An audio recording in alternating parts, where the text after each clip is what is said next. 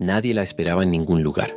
Y eso, por más doloroso que fuera, se había vuelto normal para Clara. Se levantaba antes de que sonara la alarma, ponía el agua del café a calentar y cruzaba las calles silenciosas de la pequeña villa donde vivía con su única amiga.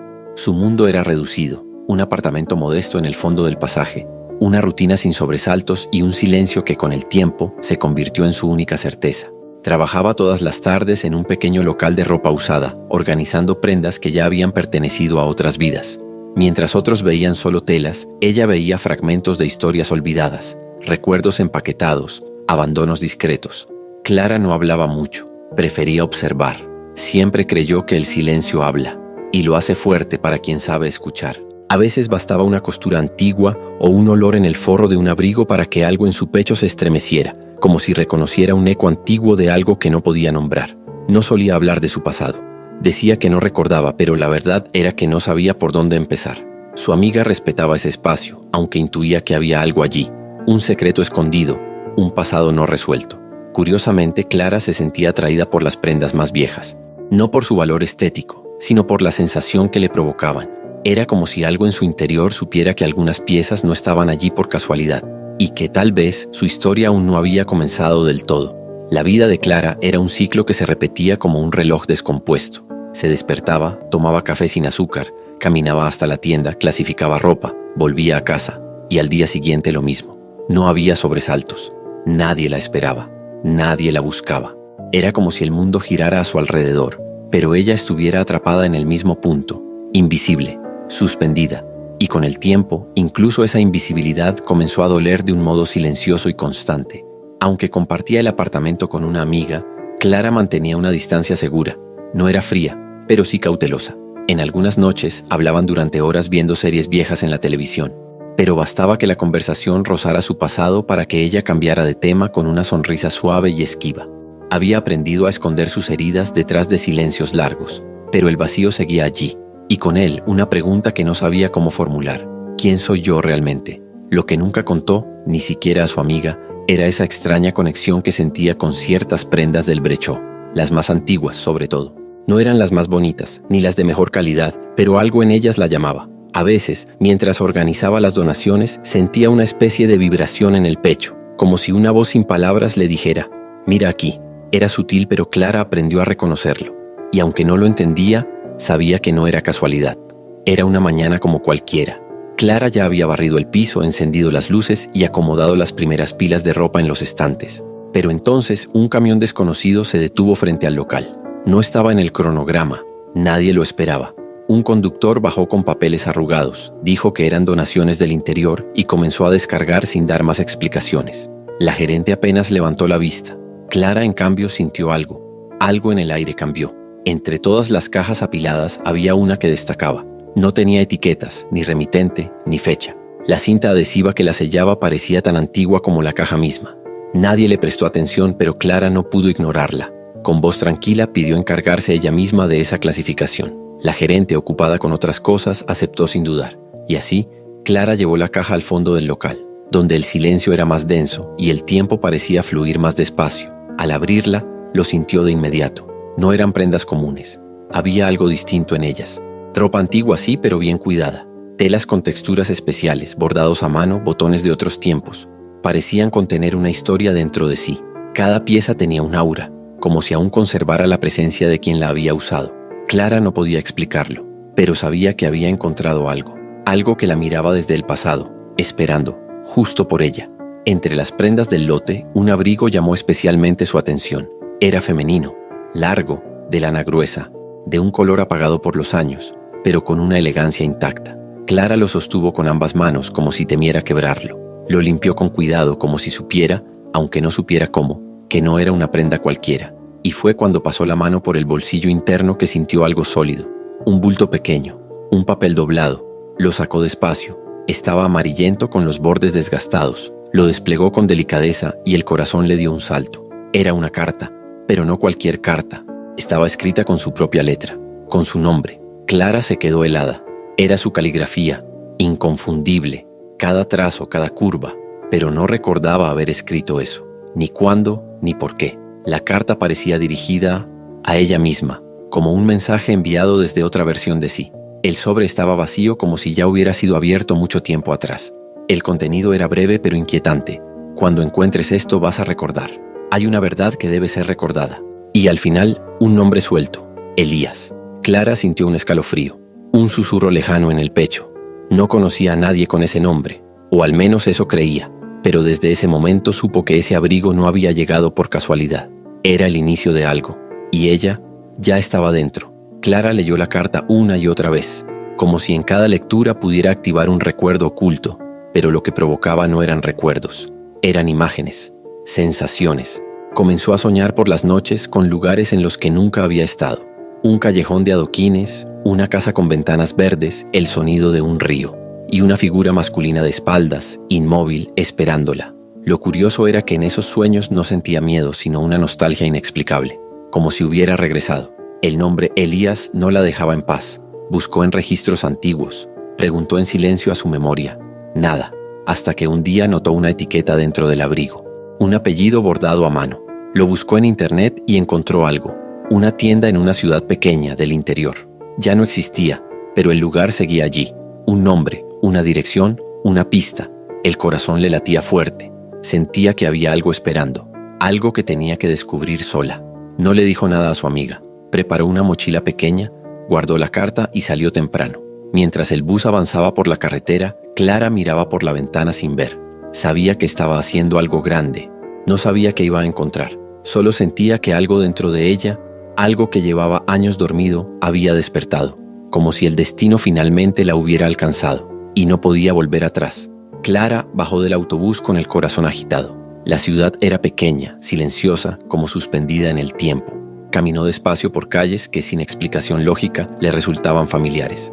Reconocía esquinas, faroles, fachadas envejecidas. Y aunque su mente decía que era imposible, algo en su cuerpo recordaba. Sus pasos la guiaban como si ya hubieran recorrido ese camino antes.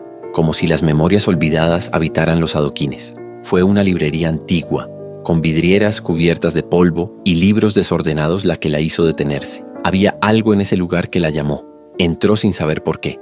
Detrás del mostrador, un hombre mayor la observó con una expresión difícil de explicar. No era sorpresa, era certeza. Él se acercó lentamente y con voz firme pero cálida, dijo: «Has vuelto». Clara se quedó en silencio. El hombre no esperó respuesta. Abrió una gaveta, sacó un sobre y lo colocó sobre el mostrador. «Tu madre me pidió que te lo entregara, si alguna vez regresabas». Dentro del sobre, una carta, firmada por su madre. Clara la leyó temblando. Hablaba de decisiones difíciles, de miedos profundos, de un amor que no pudo ser. Contaba que había huido embarazada y que nunca pudo contarle la verdad a nadie. Clara se quedó sentada, con la carta entre las manos. Por primera vez entendió. Su historia no era solo suya, era el eco de una historia anterior, una que apenas comenzaba a revelarse. El hombre de la librería se llamaba Alfredo y sabía más de lo que decía. Con pausas largas y mirada melancólica, le contó a Clara que su madre había trabajado allí años atrás. Era reservada, gentil, y estaba enamorada de un hombre llamado Elías, pero cuando quedó embarazada, algo cambió. Alfredo nunca supo los detalles, solo que hubo amenazas, chantajes, y entonces desapareció. Nadie volvió a saber de ella, hasta ahora. La carta que Clara había encontrado en el abrigo no era casual, era parte de un plan cuidadosamente tejido. Su madre la había dejado atrás, sí, pero también había sembrado señales por si algún día regresaba. Sabía que el pasado llama cuando estamos listos para escucharlo. El abrigo que llegó al brechó era suyo, una prenda conservada durante décadas, esperando cumplir su propósito, reconectar lo que el miedo separó. Clara lo comprendía ahora. Cada puntada, cada botón era un susurro del tiempo. En otra carta mencionaba a Elías, un hombre que la había amado de verdad, pero que fue alejado a la fuerza. Él nunca supo que existía una hija. Y Clara, al leer esas palabras, sintió cómo el abandono se transformaba en algo más complejo. No era rechazo, era protección, era dolor y también amor. Un amor interrumpido, sí, pero no desaparecido, porque el verdadero amor, el que nace del alma, no se desvanece, solo espera, como una carta sin abrir. Con el nombre de Elías resonando en su mente, Clara decidió buscarlo. Alfredo le dio una dirección, un pequeño taller de costura en las afueras del pueblo. Elías seguía trabajando como sastre, ahora viudo, solitario y aparentemente resignado al paso del tiempo. Clara llegó con pasos lentos, casi temiendo lo que podría encontrar. Desde la ventana lo vio, encorvado sobre la máquina cosiendo con precisión, sus manos aún firmes. su mirada cansada, pero algo en él aún vibraba. Entró. El sonido de la puerta hizo que Elías levantara la vista. La miró, y el mundo se detuvo por un segundo. No dijo nada, solo la observó con una mezcla de asombro y reconocimiento. Clara se acercó, murmuró el nombre de su madre, y él se derrumbó por dentro. Se sentó lentamente, como si el peso de los años le cayera de golpe. Ella le explicó lo que sabía, mostró las cartas. Elías la escuchó sin interrupciones, con los ojos húmedos y las manos temblorosas. Nunca supo, nunca imaginó. La llevó a la parte trasera del taller. Allí guardaba cajas con fotos, dibujos, recuerdos de una historia que había querido olvidar, pero no pudo. Le mostró un retrato que él mismo había hecho. Una mujer embarazada, de mirada dulce. Clara lo sostuvo entre sus dedos con respeto. Era su madre. Y entonces, sin palabras grandes, sin promesas vacías, algo se reparó dentro de ambos. Porque a veces los reencuentros no curan todo, pero dan comienzo a una paz nueva, una que no viene del olvido, sino de la verdad revelada. Los días siguientes no pueden describirse con un calendario. Clara y Elías pasaron horas redescubriéndose entre álbumes, cartas y silencios llenos de significado. Él le contaba pequeñas anécdotas de su juventud, de la época en que amaba a una mujer que desapareció sin explicación. Ella le hablaba de su infancia en hogares temporales, de la soledad, de cómo encontró una carta en un abrigo cualquiera. Y los dos lloraron, a veces sin decir palabra, porque algunas verdades no necesitan explicarse, solo compartirse. Su amiga, preocupada por el silencio de Clara, siguió sus pasos hasta aquella ciudad. Cuando la encontró, notó de inmediato el cambio. Ya no era la misma chica silenciosa y dispersa. Había algo diferente en su forma de mirar. Menos peso, más luz. Clara le contó todo. Sobre Elías, las cartas, la conexión inesperada. Y su amiga, con lágrimas en los ojos, entendió que aquella búsqueda no había sido solo física. Clara no solo había encontrado a su padre, había encontrado una parte de sí que nunca supo que le faltaba. Ahora sabía de dónde venía, y eso por sí solo cambiaba todo, porque a veces sanar no significa borrar lo que pasó, significa abrazarlo, significa darle un nuevo lugar en la memoria.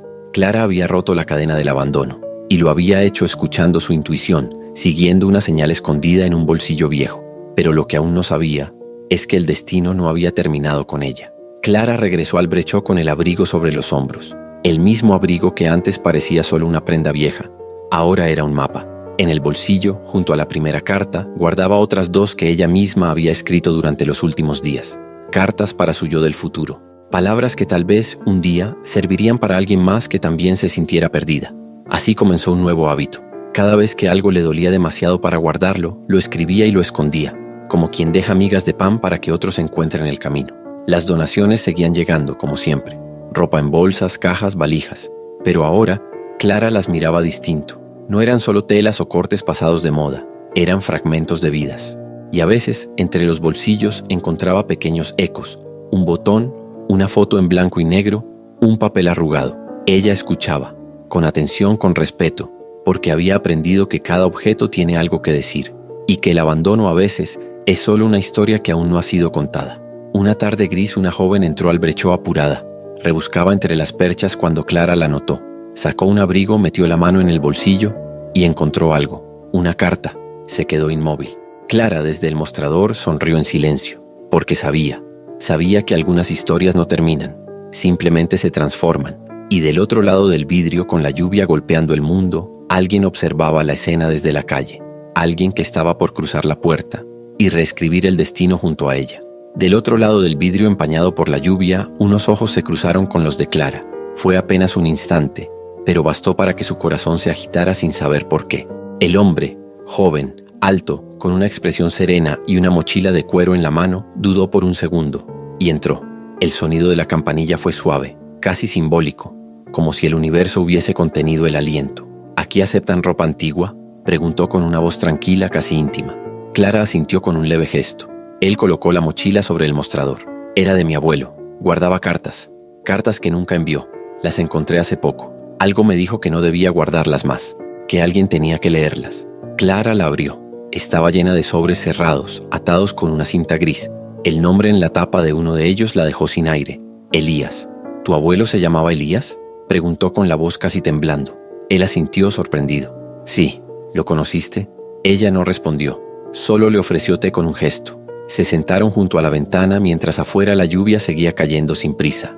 Y, sin que ninguno lo supiera aún, Aquella conversación era el eco de algo mucho más antiguo, algo que llevaba siglos esperando volver a comenzar. Gabriel comenzó a aparecer con más frecuencia, a veces con café en la mano, otras con preguntas simples y miradas largas.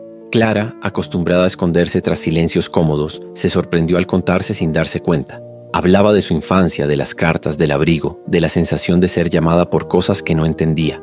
Y él la escuchaba, no interrumpía, solo estaba. Y eso, para Clara, era nuevo. Una tarde, sentados entre pilas de ropa donada, Clara le mostró una de las últimas cartas de su madre. Hablaba de decisiones que dejaron cicatrices, del miedo a repetir errores, de un amor que no pudo ser. Gabriel leyó en silencio y luego bajó la mirada.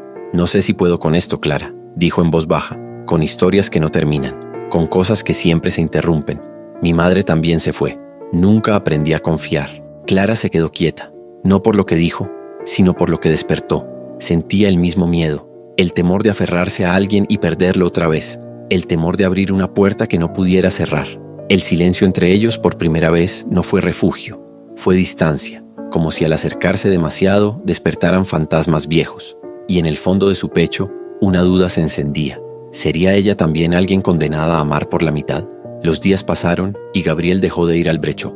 Clara intentaba convencerse de que era mejor así, que su historia con él había llegado muy rápido, que su lugar era otro, pero lo cierto es que lo extrañaba. Extrañaba sus silencios, su voz tranquila, sus preguntas sinceras, y sobre todo, ese extraño sentido de que con él todo tenía sentido, como si siempre hubiese estado ahí, como si no fuera nuevo. Una noche, mientras leía una de las cartas del abuelo de Gabriel, encontró una frase subrayada: «La ausencia nunca es más liviana que el riesgo de amar. Lo que pesa es lo que no vivimos». Clara sintió que esa frase era un espejo. Tal vez estaba huyendo, como su madre, como Elías, como todos los que se amaron a medias. Pensó en buscar a Gabriel, pero no lo hizo, no aún. En otro rincón de la ciudad, Gabriel leía otra carta, una que hablaba de promesas antiguas, de sueños rotos, de un amor que debía ser vivido en otro tiempo, y algo dentro de él cambió. Quizá había llegado el momento de enfrentar su miedo. Tal vez lo que más temía no era perder a Clara, sino nunca haber intentado quedarse. Era un atardecer frío cuando Clara decidió salir a caminar. No buscaba nada, solo necesitaba respirar. Cruzó la plaza sin dirección y allí lo vio. Gabriel, sentado en un banco, con un cuaderno abierto sobre las piernas. El corazón le dio un vuelco. Dudó en acercarse, pero él la vio y le hizo un gesto suave. Clara se sentó a su lado sin decir palabra. «Me asustas, Clara», dijo él sin mirarla, «porque me haces querer quedarme, y eso no sé cómo se hace». Ella lo miró con calma. «Yo también tengo miedo, pero si huimos cada vez que algo nos toca de verdad, vamos a pasar la vida entera encontrando cartas que nunca se leyeron». Gabriel bajó la cabeza, sonrió, casi vencido por la ternura, y entonces sacó un sobre. «Esta es la última carta que escribió mi abuelo. Nunca la abrí. Quería hacerlo contigo». Clara la tomó con manos temblorosas. La abrieron juntos. La letra era débil pero clara. «Si algún día encuentras a alguien que entienda tu silencio, quédate, porque el amor a veces habla bajito». Se miraron, y no hizo falta decir nada más. En las semanas siguientes, Gabriel comenzó a ayudar en el brechó. Clasificaba ropa, escuchaba historias y tomaba té con Clara al final del día. Ella, en silencio, dejaba cartas escritas por ella misma en los bolsillos de algunas prendas, como quien deja llaves en manos desconocidas. El lugar se volvió más que una tienda. Era un espacio de encuentros invisibles, de vidas que se tocaban sin saberse. Un día, mientras organizaban el fondo del local, Gabriel encontró una pequeña caja de madera olvidada.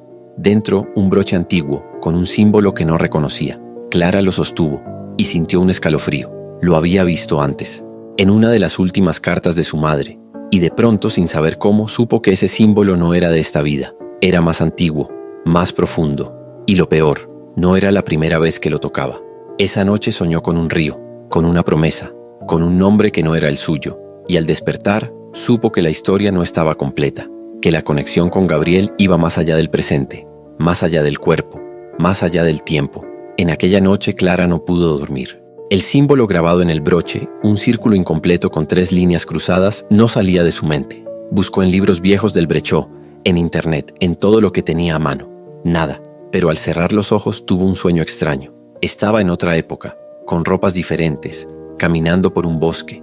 Alguien la llamaba por su nombre, pero no era Clara, era otro nombre, y el hombre a su lado era Gabriel, con otro rostro, y aún así lo reconocía. En los días que siguieron, los sueños se repitieron. Fragmentos, escenas, un ritual, una promesa hecha junto a un río y una frase dicha en el momento final: si no es en esta vida, será en la próxima. Clara despertaba llorando sin entender por qué. Cuando le contó todo a Gabriel, él guardó silencio un rato y luego confesó que también estaba soñando.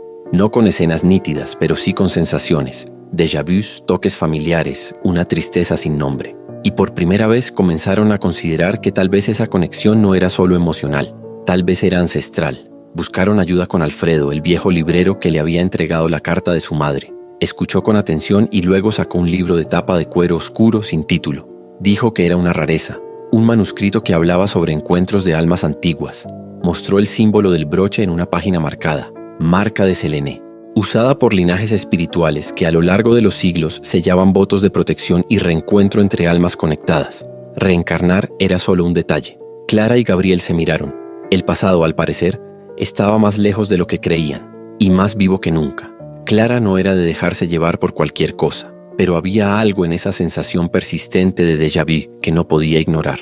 Siguiendo una sugerencia de Alfredo, ella y Gabriel marcaron una sesión con una terapeuta especializada en regresiones espirituales que vivía en las afueras del pueblo.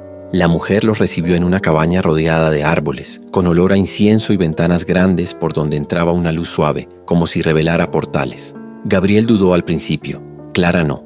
Se sentó en el sillón, cerró los ojos y dejó que la voz de la terapeuta la guiara. Lo que vio no fue una película, pero tampoco una ilusión. Eran destellos.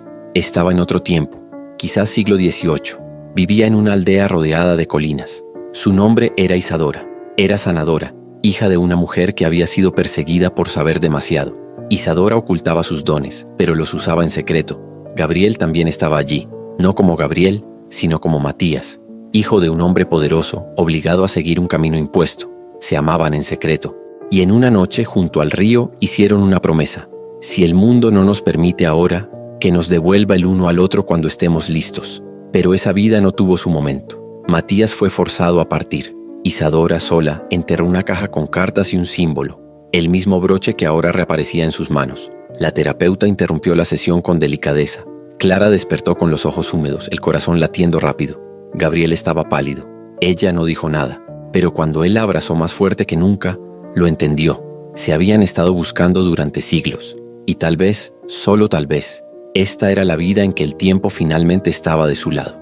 Alfredo, al escuchar todo sobre la regresión, los llevó al sótano de la librería, un lugar al que casi nunca dejaba entrar a nadie. Allí guardaba una pequeña colección de libros antiguos, mapas y manuscritos sobre tradiciones espirituales europeas.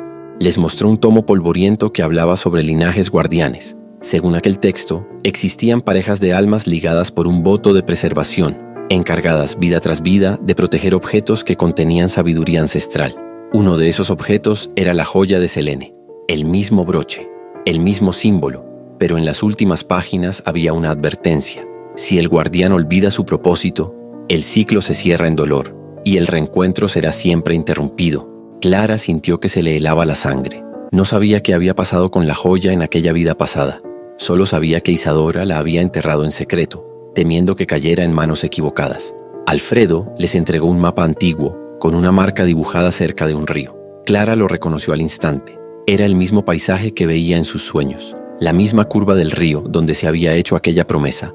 Decidieron ir. Estaba lejos, en un sendero que cruzaba las montañas, donde casi nadie pasaba.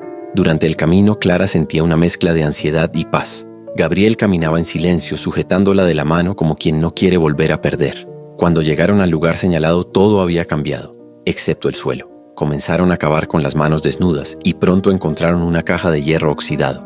Dentro, envuelta en un paño antiguo, estaba la joya original, más grande, más antigua, con una piedra azul en el centro, y una última carta. Isadora había escrito: si un día regresas, no escondas más quién eres, ni lo que sientes. Clara lloró en silencio. Gabriel la abrazó, y sin decir nada, ambos supieron. La misión aún estaba viva, pero quedaba una elección por hacer, y el tiempo, una vez más, comenzaba a correr. Volvieron a casa con la caja entre las manos y el alma dividida. Clara no hablaba, Gabriel tampoco. Ambos sabían que la elección que tenían por delante no era fácil. Alfredo les explicó que la piedra azul del broche era considerada un concentrador de memorias. Según antiguos manuscritos, destruir o sellar el objeto sin completar la misión podía romper los lazos espirituales o liberar nuevas posibilidades. Pero todo tenía un precio. Gabriel parecía inclinado a cumplir el propósito ancestral. Clara, en cambio, comenzaba a pensar que la verdadera misión era otra. Tal vez no estaban aquí para repetir el pasado, sino para reescribirlo. Tal vez lo que se les pedía esta vez no era guardar, proteger, sacrificar, sino elegir, elegirse. Porque si el amor había sobrevivido a siglos de separación, ¿qué sentido tenía volver a posponerlo por miedo? Esa noche Clara se sentó en su rincón favorito y escribió una última carta.